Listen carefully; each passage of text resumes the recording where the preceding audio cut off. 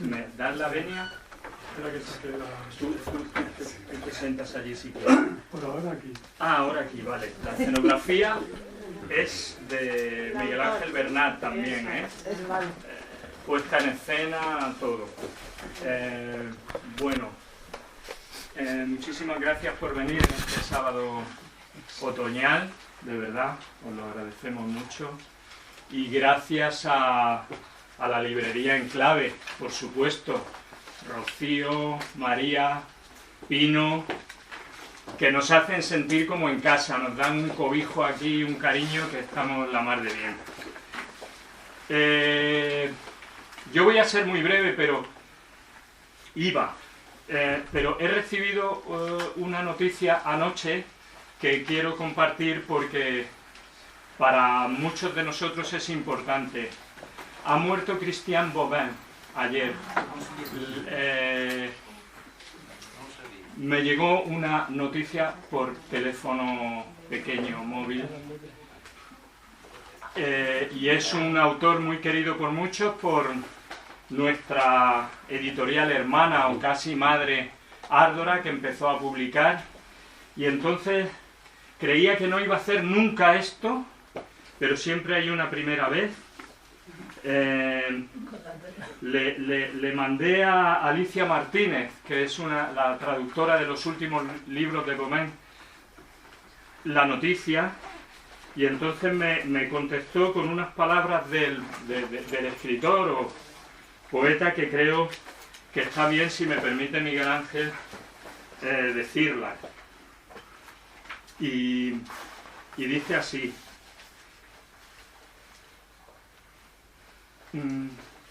¿cómo podríamos comprender la vida? No le vemos más que la espalda. Cuando vuelva su rostro hacia nosotros, este será el de la muerte, el verdadero principio de la conversación. Cuando yo muera, estaré en casa. Y Alicia me decía, él está en casa ahora. Bueno, lo tenía que decir porque me impresionó anoche y bueno, no sé si es una buena manera de empezar, pero ahí queda eso. Hoy estamos para presentar un libro que salió en el 2020 en esta pequeña editorial y en esta colección que se llama Migajas, la colección. Y en ese 2020 tan cercano y tan lejano a la vez, esta pequeña editorial publicó 4 títulos. Yo voy a hacer propaganda un poco de la editorial, porque Miguel Ángel me ha dado permiso. Publicamos un libro de poemas, de haikus, de Fátima Enjuto, que es una poeta ya veterana, pero que era su primer libro, que se llama Brunos Manglares, que afortunadamente lo presentamos hace unas semanas en la Casa de Fieras, en la biblioteca Eugenio Trías del Retiro.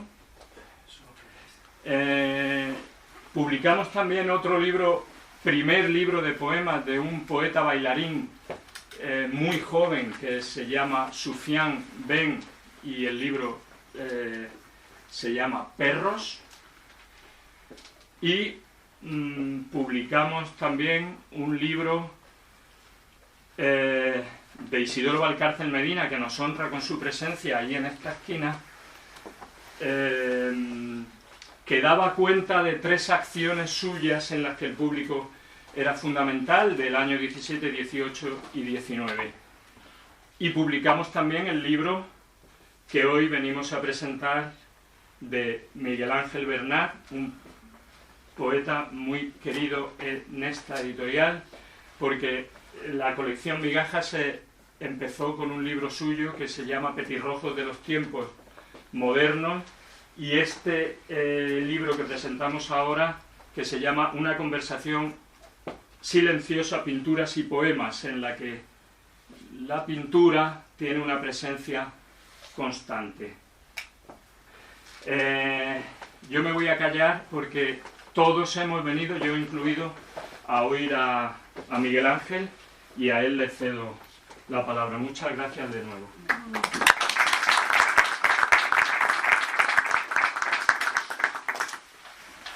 Afortunadamente no estamos aquí para oírme a mí, sino para oír otra cosa.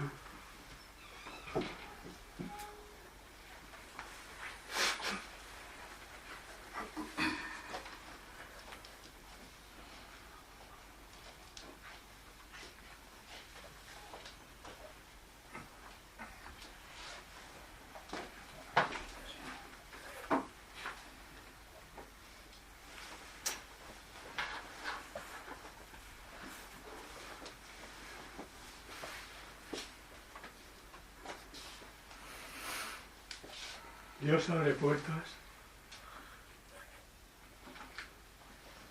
Muchas gracias a todos por su presencia, a Pino, a María, a toda la librería, a Tono Aleán por sus palabras y su amistad. Agradezco también a Jorge Retamosa, que va a leer dos poemas, uno suyo y otro de Jaime García Máquez.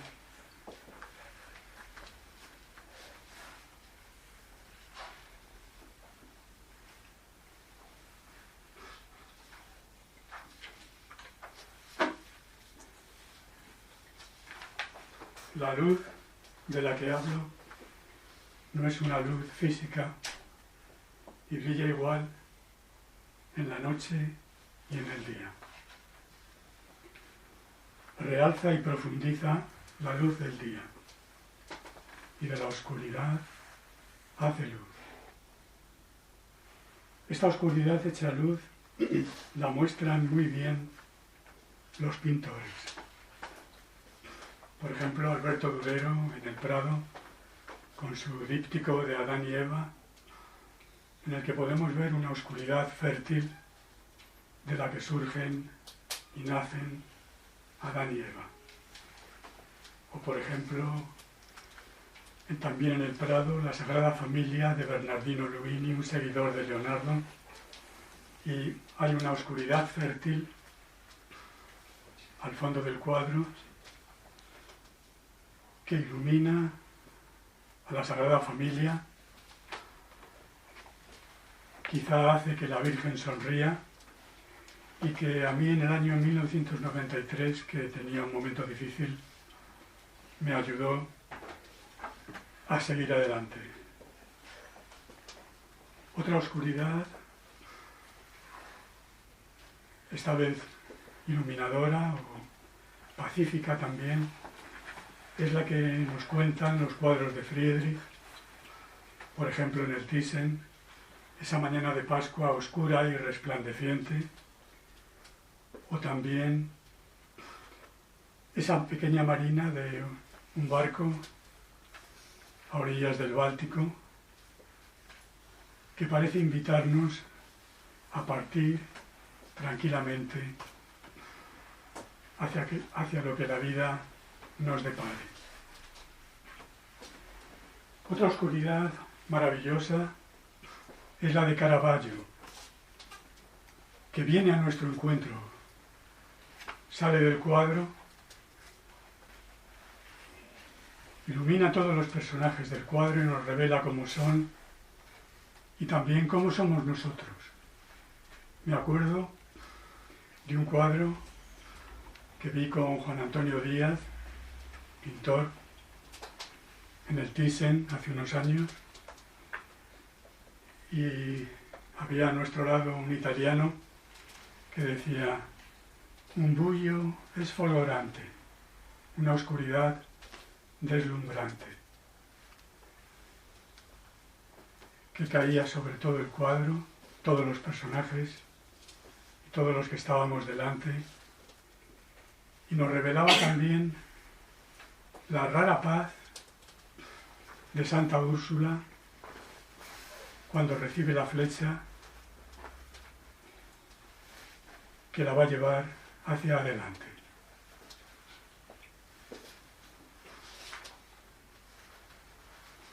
La luz de la que hablo, esta oscuridad resplandeciente, está aquí, ahora, es esta y algo más. El físico inglés Stephen Hawking nos dice que el cristianismo es un cuento de hadas para los que tienen miedo de la oscuridad. Y el matemático irlandés John Lennox le responde: el ateísmo es un cuento de hadas para los que tienen miedo de la luz.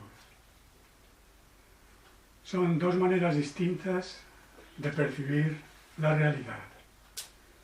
Pero la luz de la que hablo no tiene miedo de la oscuridad. Nos revela que la oscuridad es luz, que somos luz, que también en la oscuridad, en los momentos difíciles, podemos seguir adelante porque hay luz.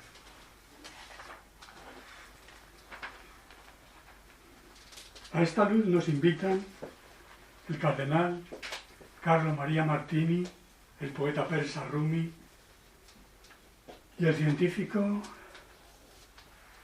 filósofo y místico francés Blaise Pascal. El cardenal Carlo Maria Martini nos dice: el no creyente en mí estimula al creyente en mí. Y el poeta persa Rumi nos cuenta una pequeña fábula, en la cual la rana del océano visita a la rana de la charca. Y la rana de la charca le pregunta: ¿cómo es el océano? Y la rana del océano le dice: ven a verlo. Como en el océano no hay ranas, lo que en realidad le está diciendo la rana del océano a la rana de la charca es que el océano es la charca. Le dice que lo que tiene que ver es que la charca es el océano. Mientras no nos abramos al espíritu, al infinito, por muy grande que sea el universo, lo seguiremos viendo como una trampa, como nos recuerda en unas palabras memorables Robert Louis Stevenson. Lo seguiremos viendo como una prisión destinada a morir, antes o después. Por eso Pascal, en una maravillosa intuición, nos dice que una sola alma es más valiosa que el universo visible. Mientras no ampliemos nuestra comprensión, seguiremos viviendo en una limitada charca. En el ateísmo de Stephen Hawking, quizá con miedo a la luz y sin ver que la oscuridad es luz. La guinda la pone el cardenal Raniero Cantalamessa cuando nos dice que somos ateos, que nos convertimos todos los días.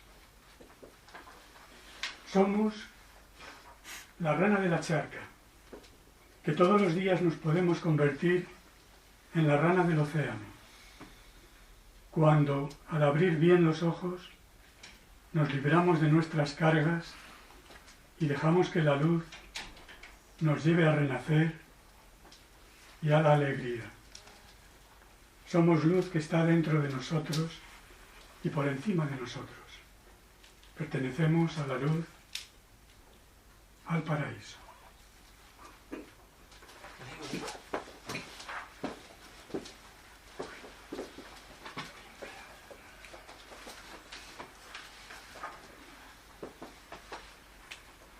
Pertenecemos al paraíso. Pertenecemos al paraíso. Nos lo dicen el misterio y la belleza, el amor en el que entramos de la mano de Leonardo. Pertenecemos al paraíso, nos lo dicen los rostros de Botticelli irradiando sobre nosotros su luz. Pertenecemos al paraíso, nos lo dicen los rostros de Botticelli y Giovanni Bellini con una confianza irrefutable en lo eterno que se derrama sobre nosotros como un gran don. Nos lo dice con el silencio de sus atardeceres y nos lo dice un anochecer que pintó Watteau. Pertenecemos al paraíso. Nos lo dice el Greco. El espíritu cambia la forma de las cosas. El espíritu expande los cuerpos y la mente para que alcancen la luz. Nos lo dice Miguel Ángel con su Cristo Salvador en la Capilla Sixtina, un Cristo revolucionario que salva a todos, salva a los condenados y salva a los salvados. Pertenecemos al paraíso. Nos lo dice Rubens, que con su corazón sin límites, tan libre como el de Dios, contiene todo, acepta todo. Nos lo dicen las manos entrelazadas de Judas y Jesús en el cuadro de Van Dyck. Pertenecemos al paraíso. Nos lo dicen las noches de Friedrich y su luna que irradia conciencia para siempre, que irradia vida de verdad, que vence a la muerte y todos sus sicarios, el miedo, la ambigüedad, la acobardada timidez. Pertenecemos al paraíso. Nos lo dice el Baco, un poco triste e infinitamente compasivo de Caravaggio, que nos ofrece un cáliz de vida para dejar atrás nuestros males y dejarnos caer dulcemente, confiadamente, en este momento, en cada momento, como lo hacemos ahora, así. Pertenecemos al paraíso. Nos lo dice el corazón tan limpio de Mark Rothko. Nos lo dice un vaso de Morandi. Somos el paraíso. Nos lo dice Ramana Maharshi mientras muere de cáncer. Y Jesús entre los niños y entre los malvados, y también en la cruz.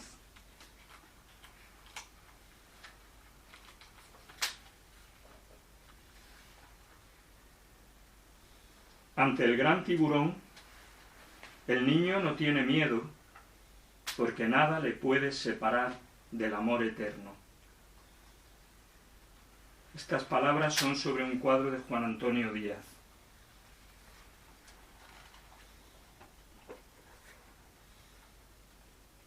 Esta oscuridad acogedora y maravillosa que transmite serenidad y paz, esta oscuridad donde descansamos siempre, donde descansaremos. Estas palabras son sobre un cuadro de Manuel Luca de Tena.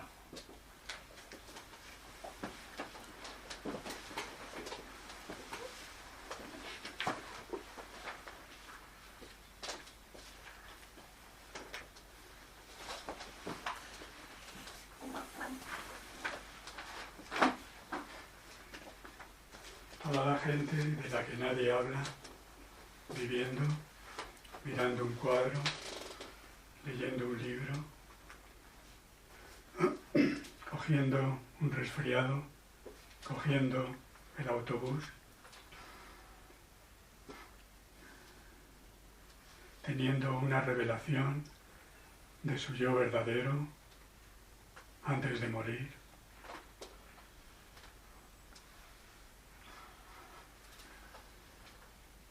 Este sentimiento maravilloso de que pase lo que pase, nunca pasa nada.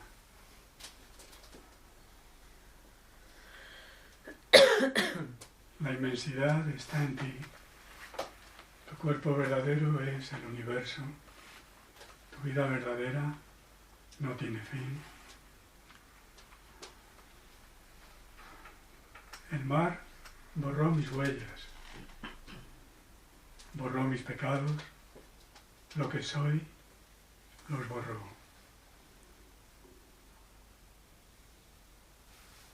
Pobre gente,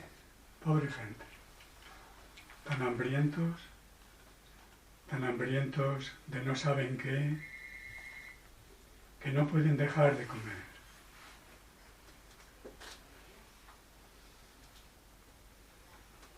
Un vaso de barro mantiene el agua fresca en la noche. ángeles, una mujer mortal guarda agua inmortal en la oscuridad.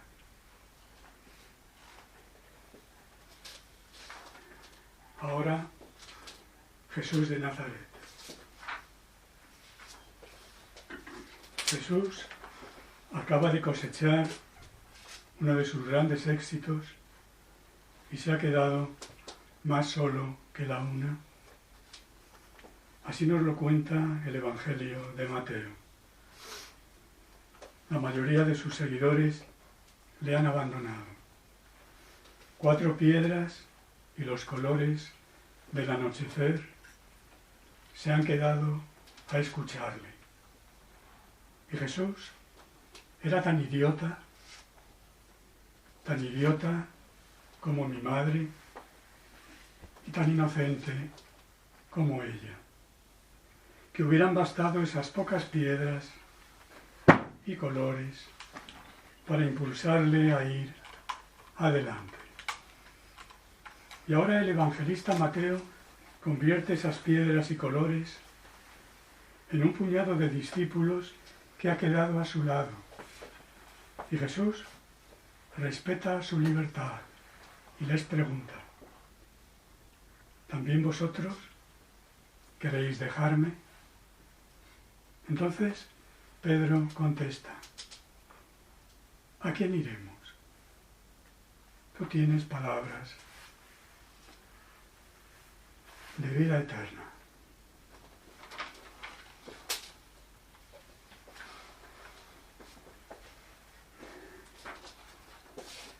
El silencio es algo limpio. En el silencio pueden aflorar nuestros problemas y preocupaciones, defectos y remordimientos, y con todos ellos tapamos y enterramos el silencio. Pero el silencio es muy diferente a todas las cosas con que lo tapamos. Está libre de todo lo que ponemos encima de él. Y si le escuchamos a él y no a nosotros, nos libera de todas nuestras cargas y pesos y cadenas. Nos da una gran paz, la paz más grande que existe. El cardenal Robert Sara dice que el silencio es Dios. Y Ramana Maharshi también lo dice. Y el padre Fabio Rossini nos dice que podemos imaginar que somos una mujer en una playa o un hombre tomando el sol, dejándonos invadir por el silencio. No tenemos que hacer nada, simplemente aceptar que el sol entre en nosotros.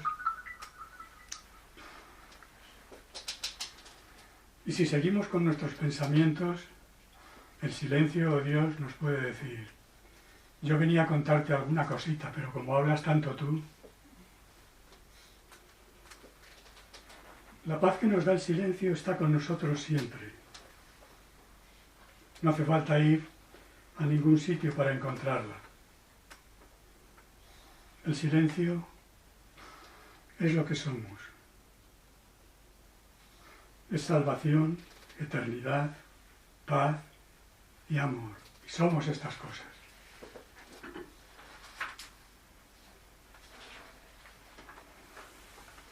Como diría el maestro budista Bankei, no hay nada que el silencio no pueda solucionar. Podemos ver la encarnación del silencio en un cuadro del Museo del Prado, la Anunciación de Fray Angélico. El ángel, con su humildad, que se inclina ante la Virgen María,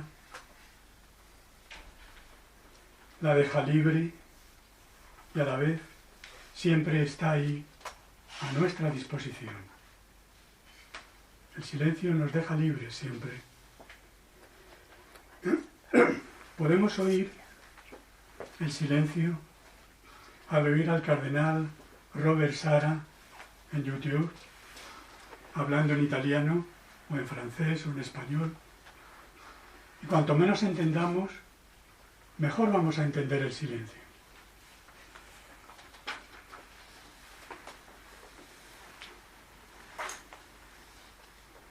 Después de meditar o rezar, nos vamos al mundo y normalmente desconectamos de la meditación o la oración que acabamos de hacer como si ya no existiesen. Pero si oímos al cardenal Robert Sara, cuando está hablando sobre muchas cosas, vemos que sigue conectado al silencio, a algo esencial.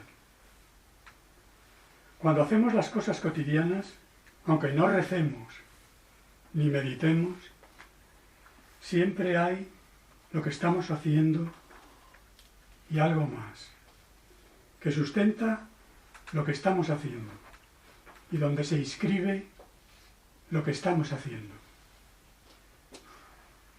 No acaba en nosotros lo que nosotros somos. Siempre desembocamos en algo más. Hay unas palabras que parecen venir, a ver si deja el pasado, que no sea una losa sobre ti. Yo hago una cosa nueva. Justo ahora surge. ¿No te das cuenta? Son unas palabras que parecen venir del futuro o de ahora mismo, que están naciendo ahora. Tienen 2500 años, son del profeta Isaías.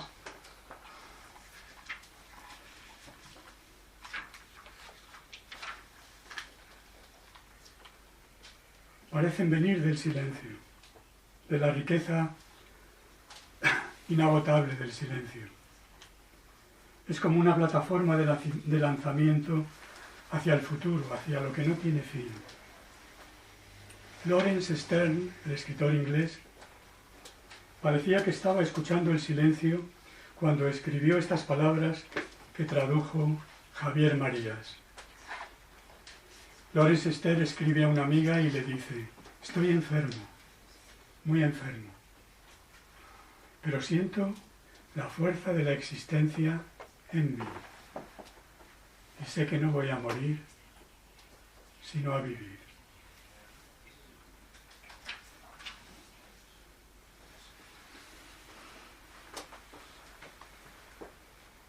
Recuerdo la primera vez que fui consciente del silencio, fue cuando tenía 7 años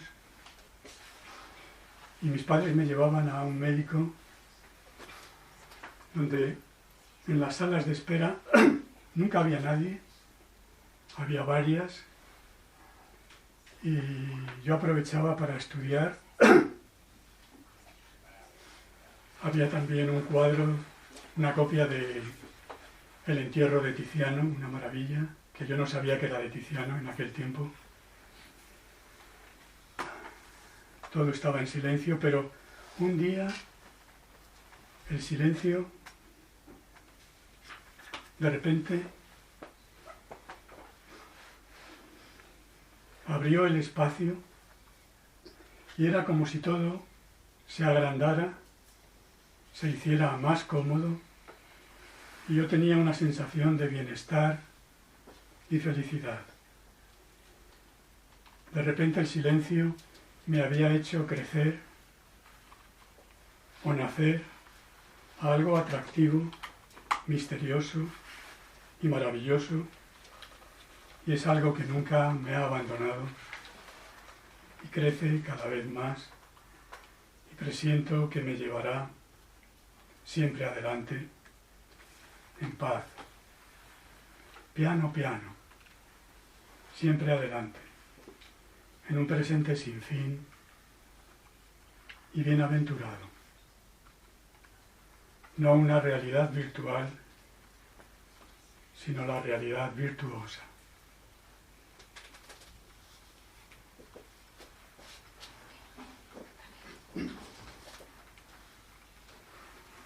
Unas palabras del padre Fabio Rossini, un italiano. Una enfermedad es para salvarnos. El cáncer es para salvarnos. El coronavirus también. Todo lo que nos ocurre es para salvarnos. El padre Fabio Rossini ha sufrido en los últimos años los embates del cáncer, ha tenido un ictus en abril, está mejor ahora. Así que sus palabras nacen de una experiencia muy profunda y que nos hacen preguntarnos, ¿qué es la salvación? ¿Qué es la salvación? Para mí la salvación es darnos cuenta de la vida eterna y de que somos eternos.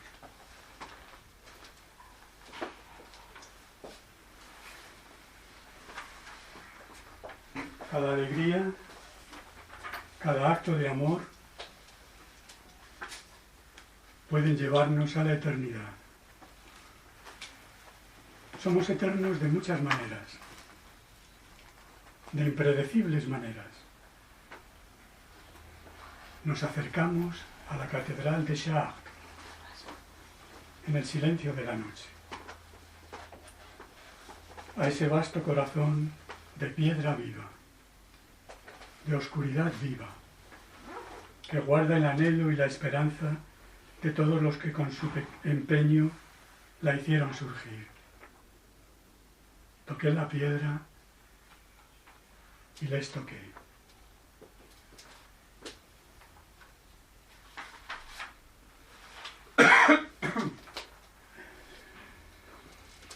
Si existe la sed es porque existe el agua que vence a la sed.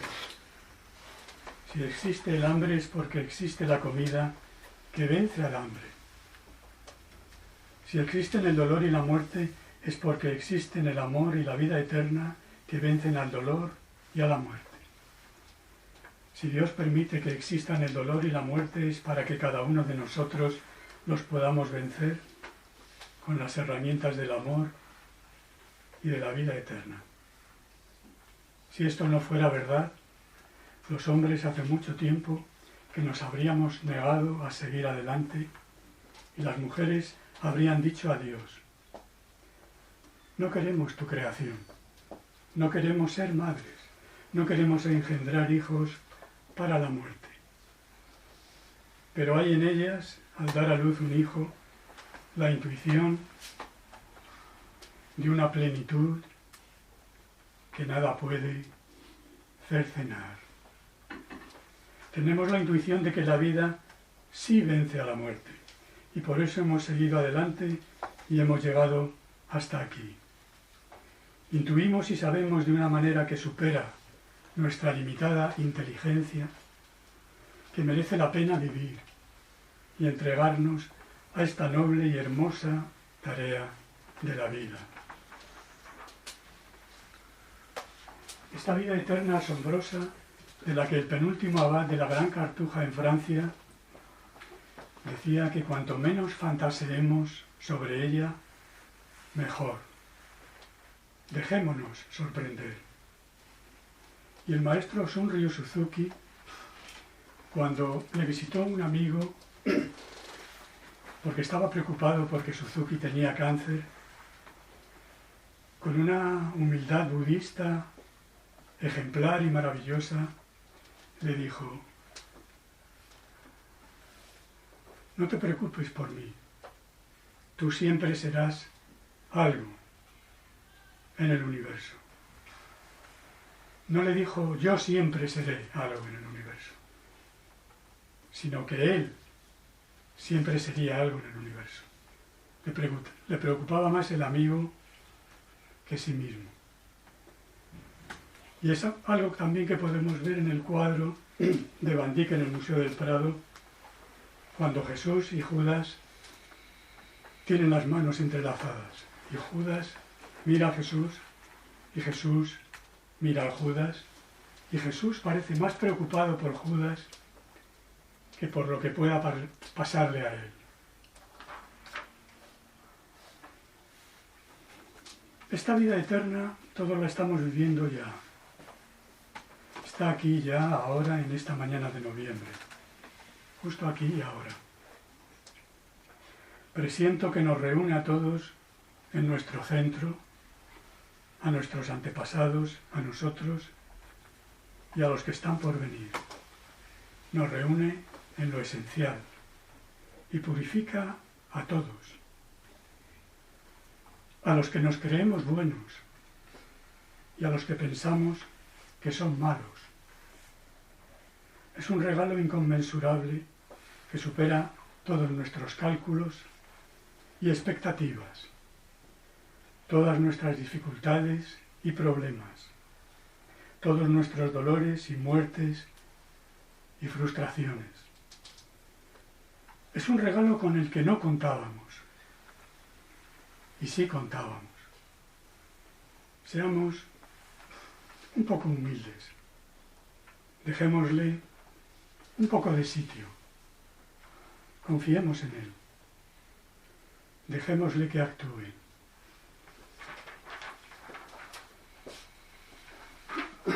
Y sobre este regalo, unas palabras sobre un joven italiano, Carlo Acutis, que murió cuando tenía 15 años.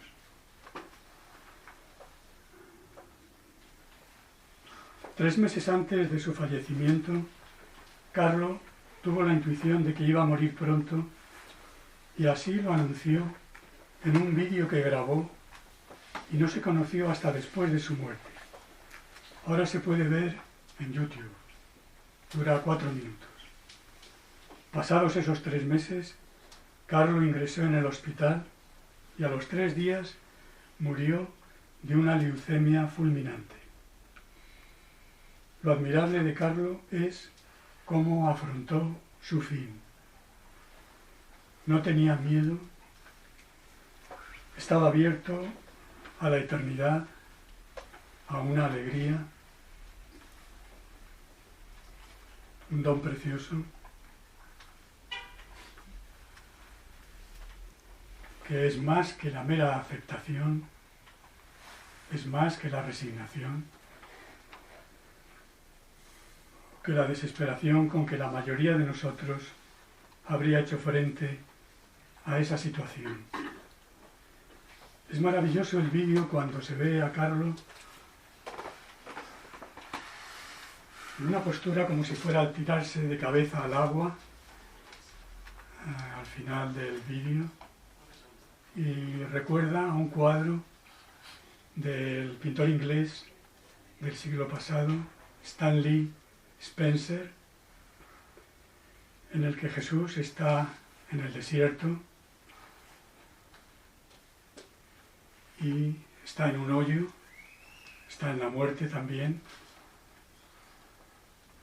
ante la que está Carlo también, y Jesús eleva sus manos al cielo como si se fuera a tirar de cabeza hacia el cielo, hacia la inmensidad, no hacia una piscina, sino al revés, una caída vertical. Y eso podemos ver, una caída vertical ascendente, y eso podemos ver en Carlo, en ese gesto que revela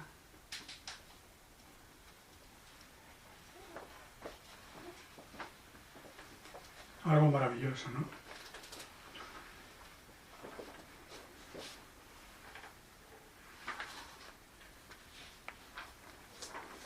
Esta vida de la que estamos hablando se manifiesta también en las palabras de un prisionero judío en un campo de concentración en la Segunda Guerra Mundial antes de entrar en la cámara de gas.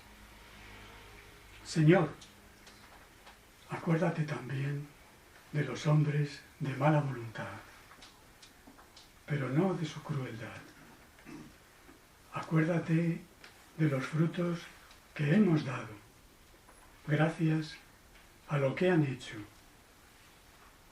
Y haz, Señor, que los frutos que hemos dado sean algún día su salvación.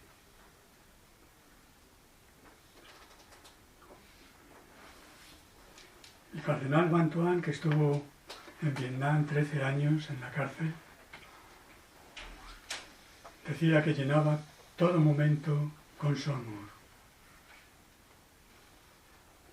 El filósofo francés Gabriel Marcel nos dice: cuando digo que te quiero, te estoy diciendo que nunca morirás.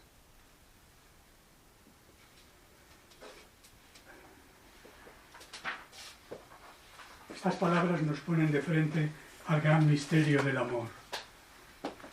En mi pequeñísima experiencia de relación con el dolor, he podido ver que la entrega con amor de nuestro dolor a Dios, poder sufrir amando, hacer de nuestro sufrimiento un acto de amor, es el acto más revolucionario del universo.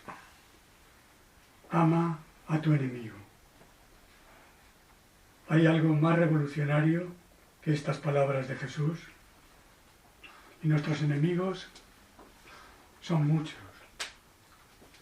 La enfermedad, la muerte. Ama a tu enemigo.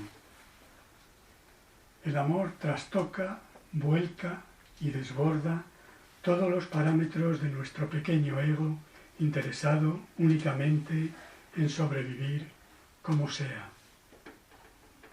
Hacer todo, hasta la más mínima cosa, con amor y por amor, tiene un valor incalculable. Demos gracias por poder amar.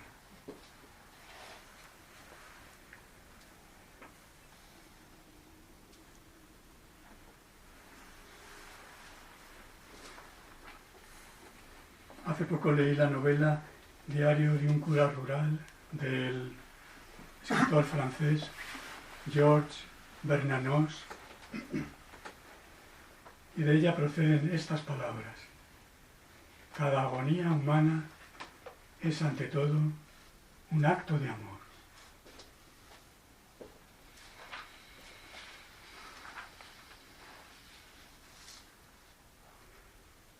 ¿Hay algo que pueda opacar, detener, oscurecer la acción del amor? El final de un cuento y dos poemas que oiremos a continuación nos hablan de ello. El final del cuento es un cuento de José Jiménez Lozano. Es el cuento El proceso. En él el rabí judío Isaac y su comunidad juzgan a Dios. Quieren condenarle. Le acusan de haber abandonado a los hombres. El rabí Isaac ben Yehuda se dirige a Dios y le dice: ¿y tú eres el Eterno que dices que nos amas y quieres salvarnos para que tu nombre sea alabado?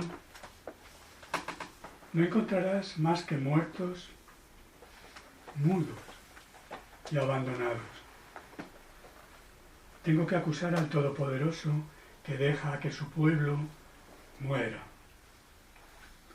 Tengo que acusar a Adonai de haber seducido a Israel y a cada hombre que viene a este mundo con el cebo de lo resplandeciente y su promesa.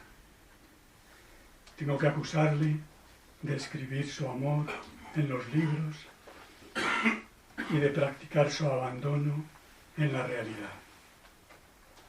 A ti te acuso y a ti clamo. Te hemos creído, oh Adonai. Y ahora, ¿a dónde iremos?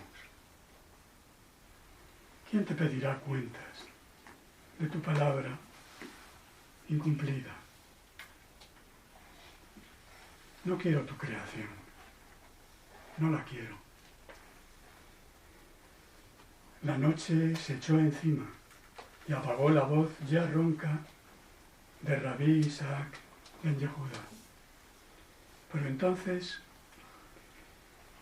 el rabino tomó los documentos y libros que acusaban a Dios e hizo una gran pira sobre la tumba de Rabí Salomón, y también echó en ella la silla de Reo,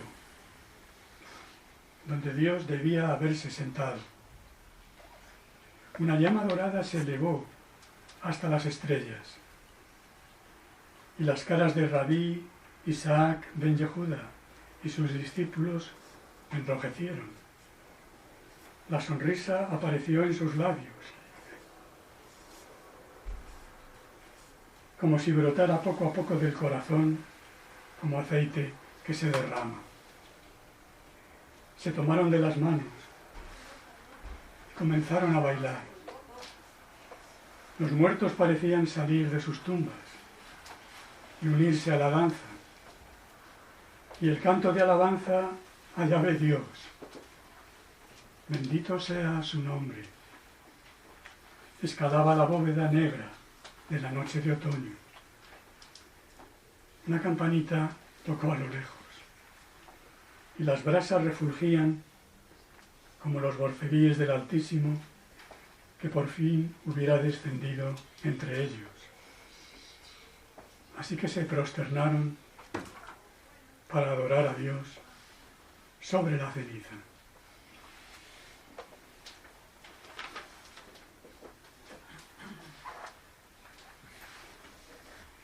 Este cuento repite los momentos de Jesús en la cruz.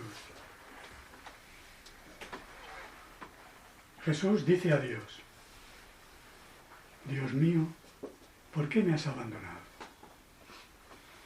Se podía haber quedado ahí, podía haber maldecido a Dios, era libre de hacerlo, pero dio una respuesta, también libre, y dijo finalmente: Padre, en tus manos encomiendo mi espíritu.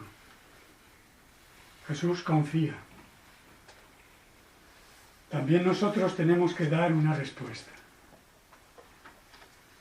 La búsqueda de la verdad, la libertad, la responsabilidad entran en acción. La vida no es un juego virtual.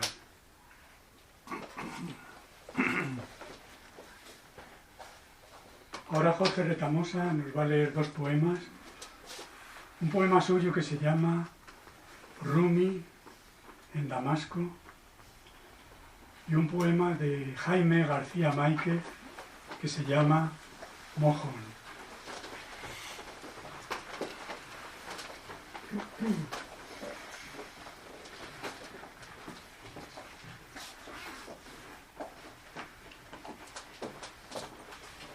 Muchas gracias a Miguel Ángel por invitarme a esta velada. Este poema que voy a leer está dentro de un libro de viajes realmente.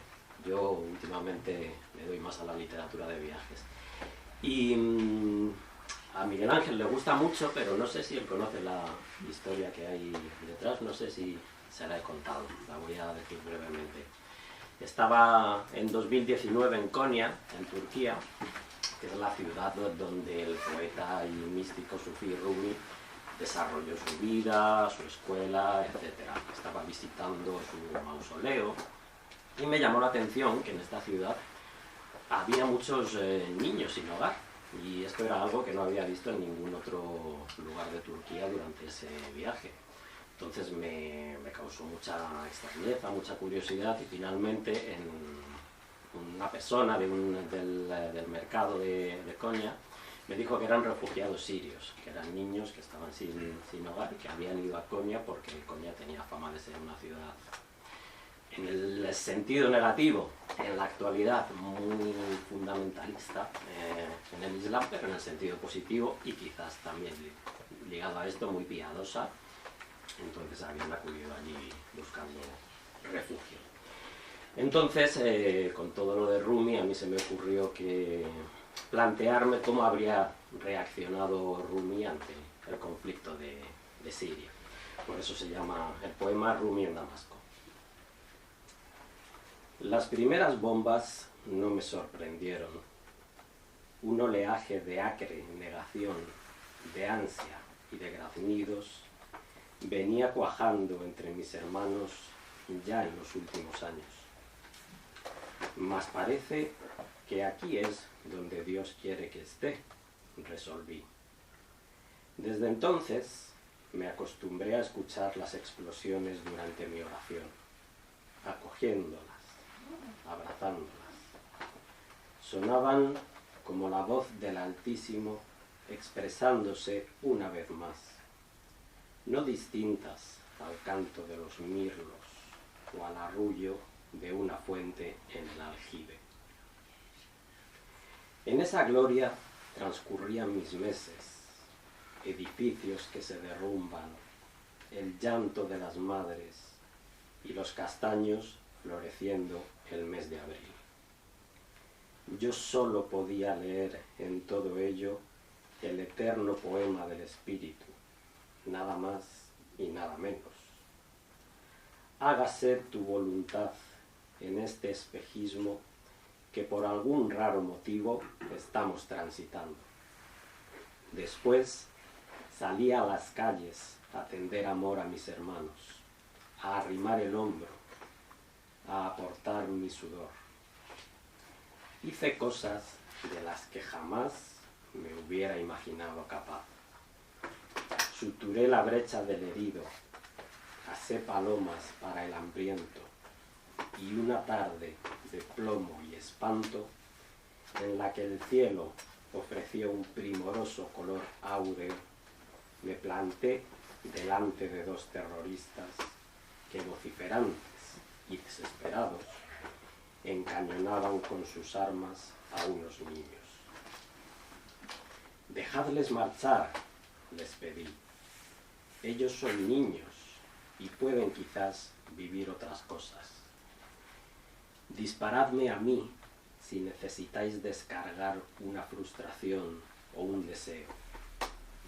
Sentí tanto amor ese atardecer, y en lontananza Alá ensayó en el firmamento de Damasco un conmovedor arpegio de nubes deshilachadas por el sol cárdeno.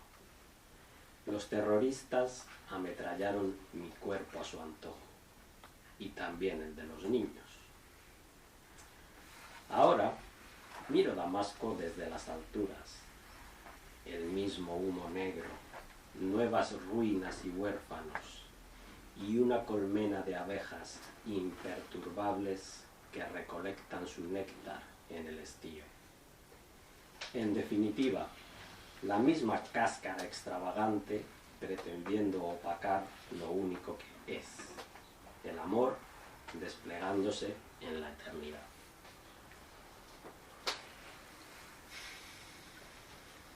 Y este poema, de Jaime García Márquez, Máiquez, muy divertido y muy profundo. Se titula Mojón. Los mojones servían, en mis tiempos, hace ya décadas, cuando yo era niño, para fijar linderos de heredades.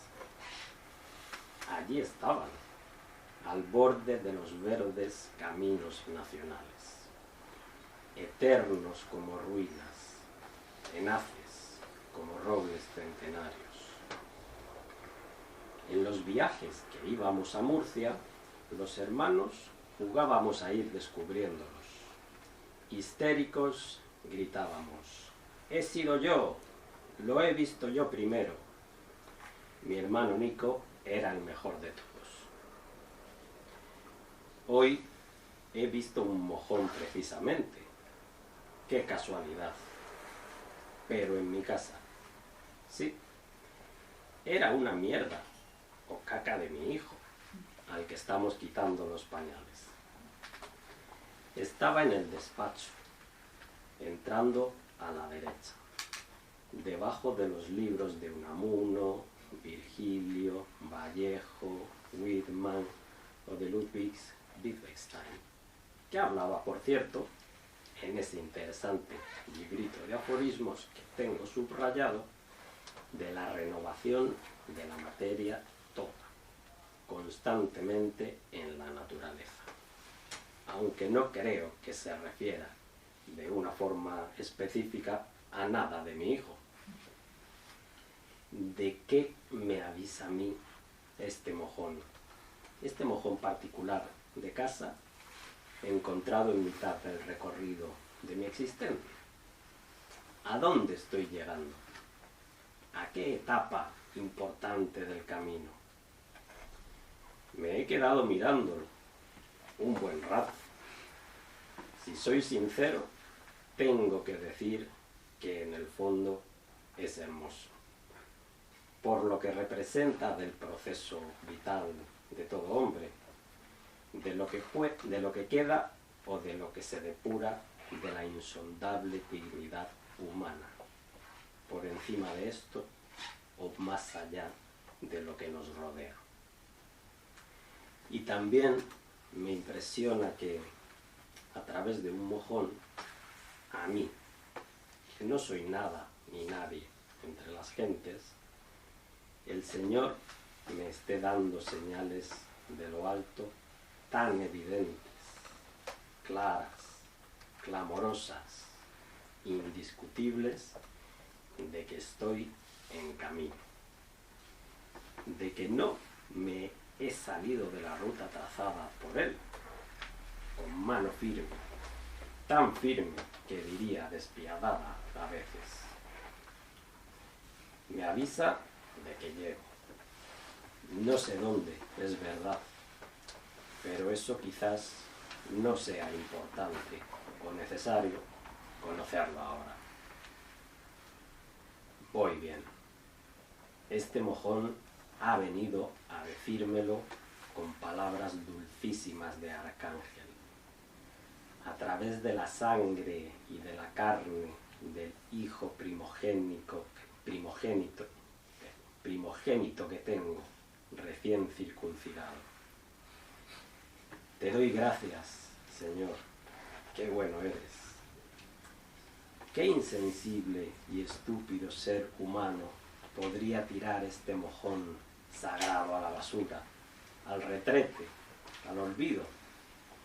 Sería un sacrilegio. Debería atesorarse cual reliquia nueva y conservarla en un paño de lento terciopelo que se abriera las horas miserables para alegrar el alma. Debería cogerlo entre las manos temblorosas, como una carta de la providencia misma que ha llegado a mi casa, al lugar donde escribo, y leer esa carta con los ojos vidriosos, en los momentos en los que me sienta perdido en la selva oscura o en árido desierto. Debería comerlo como un maná faccioso, como la encarnación de un mensaje divino que no puedo entender en toda su feliz epifanía, en su pletórico significado, porque estoy ciego y sordo y loco, y solo puedo oler en esta vida perra a podrido, envidia y excrementos. Señor, te doy las gracias por esta clase de señales límpidas, excelsas, luminosas, que me remites insistentemente con verdadero afecto.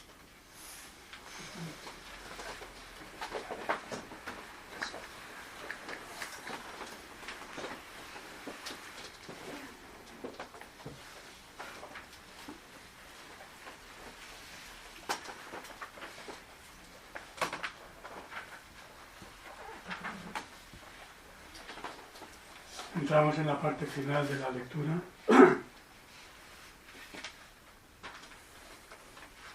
Con un icono de 1500, que conocéis todos, es el Cristo Redentor de Andrei Rublev. Está en la Galería Tretiakov de Moscú y es un icono que desapareció. Quizá lo escondieran para que no lo destruyeran las invasiones tártaras o mongoles en Rusia. Es un pintor contemporáneo de Fray Angélico, y Andrei Rublev está canonizado por la Iglesia Ortodoxa rusa Y estas palabras son sobre el cuadro, el Cristo de Andrei Rublev. Miro este rostro y siento que todas las desgracias y desastres, todas las muertes y crucifixiones se quedan sin voz y se abren asombradas, agradecidas a la mirada con que nos mira Jesús. Sé entonces que no he nacido para la muerte y siento su extraordinaria mirada latiendo incontenible en todo, en todos nosotros. Una silenciosa llama de misteriosa verdad.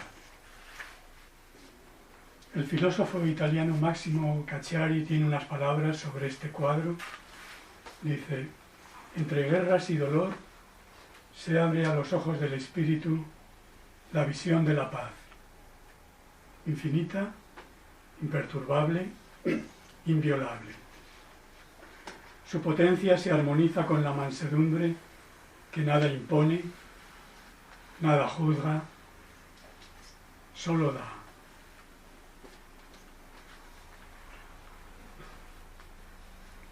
Putin quiere proteger a Zelensky y Zelensky quiere proteger a Putin.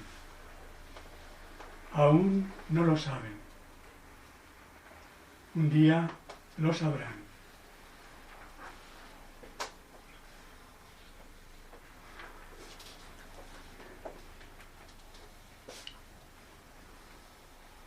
Un cuadro de Rafael y su taller en el Museo del Prado.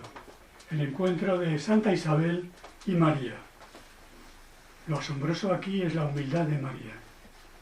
Su humildad reduce a polvo nuestros deseos de convertir la vida en un capricho cotidiano, en un supermercado a nuestro gusto. Su humildad reduce a polvo todas nuestras identidades falsas, nuestros independentismos insolidarios y mafiosos, nuestros nacionalismos salvajes. Su humildad nos da una oportunidad de ser nobles y no miserables y mezquinos egoístas. Su humildad eclipsa todos nuestros falsos soles, todas nuestras muertes.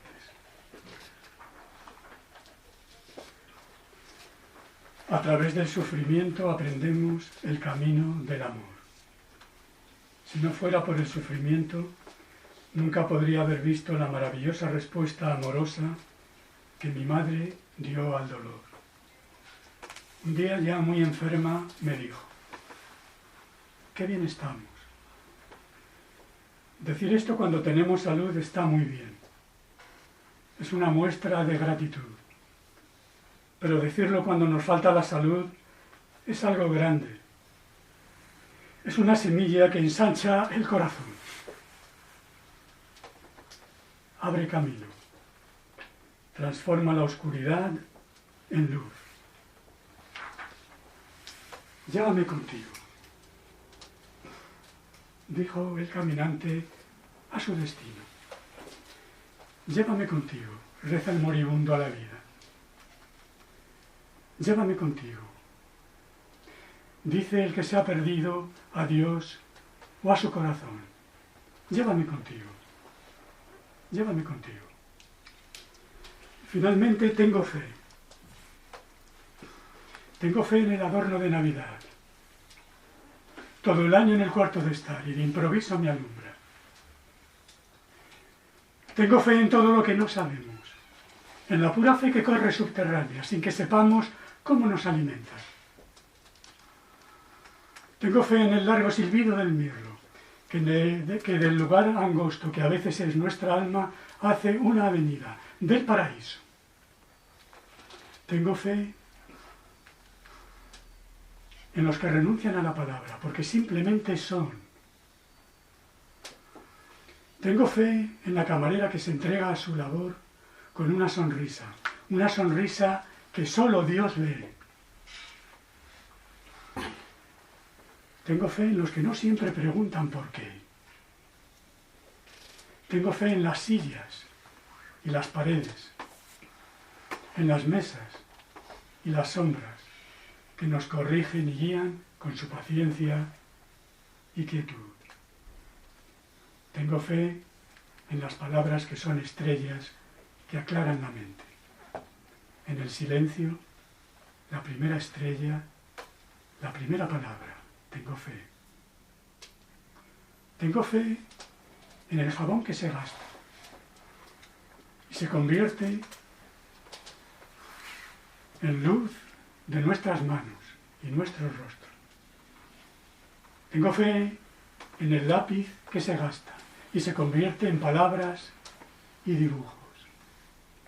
Tengo fe en los que se entregan como una ofrenda a lo que no se ve. En los árboles que nos alumbran, en la bondad de las flores, en las dulces mañanas de invierno, en las hojas caídas, en la risa de Dios. Tengo fe. En los que no devoran a sus hijos, en los que no se dejan devorar. Tengo fe.